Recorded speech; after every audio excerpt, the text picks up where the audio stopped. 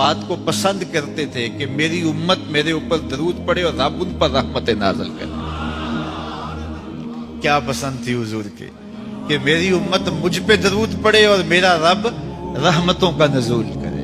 सही मुस्लिम में रिवायत है, जो मेरे ऊपर एक मर्तबा दरूद पड़ता है अल्लाह उस पे 10 रहमतें नाज़िल करता है। अल्लाह अकबर।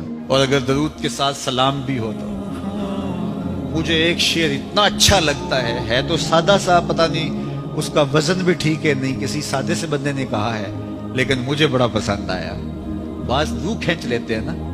किसी ने क्या खूब कहा कि दरूद पढ़ने से सवाब मिलता है, सलाम पढ़ने से जवाब मिलता है।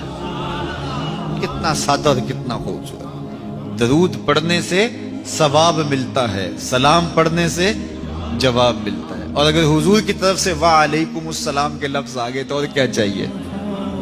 इसलिए कसरत से हुजूर को सलाम करो। यार आप गली से बाजार से गुजरते हो तो कोई लड़का, कोई बुजुर्ग, कोई शख्स आपको रोज सलाम करे तो एक दिन आप पूछते हैं ना ये कौन है, रोज ही सलाम करता है, ये किसका बेटा है, ये रोज सलाम करता है।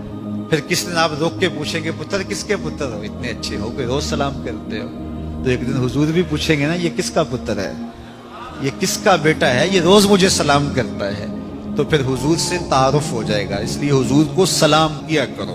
हजरत अबू दरदा रज़ियल्लाहु ताला अन्हु कहते हैं, मैं हुजूर की बारगाह में जब आका ने फरमाया ना कि जुमे के दिन कसरत के साथ मेरे पे दरूद पढ़ा करो, तो मैंने अर्ज की हुजूर जब आप विसाल कर जाएंगे तब भी ये अमल जारी रखें। तो हुजूर ने फरमाया अल्लाह ने मिट्टी पे हराम कर दिया नबियों के जिस्मों को खाए।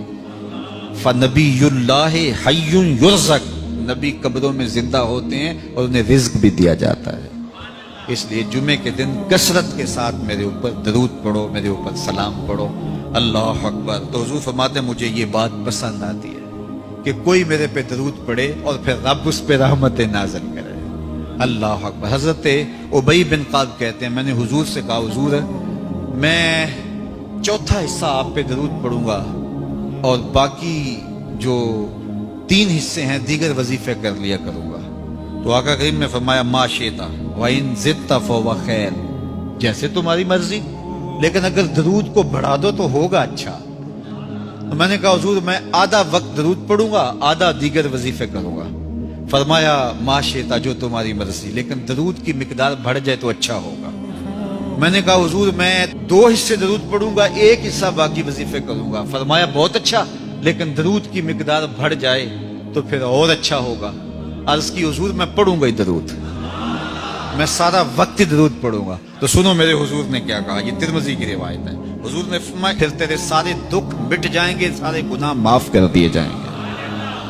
तो इसलिए कसरत के साथ हुजूर पे दरूद पढ़े तो इससे हुजूर भी खुश होते हैं कि मेरे उम्मती पे रब की रहमतों का नज़ूल हो रहा है।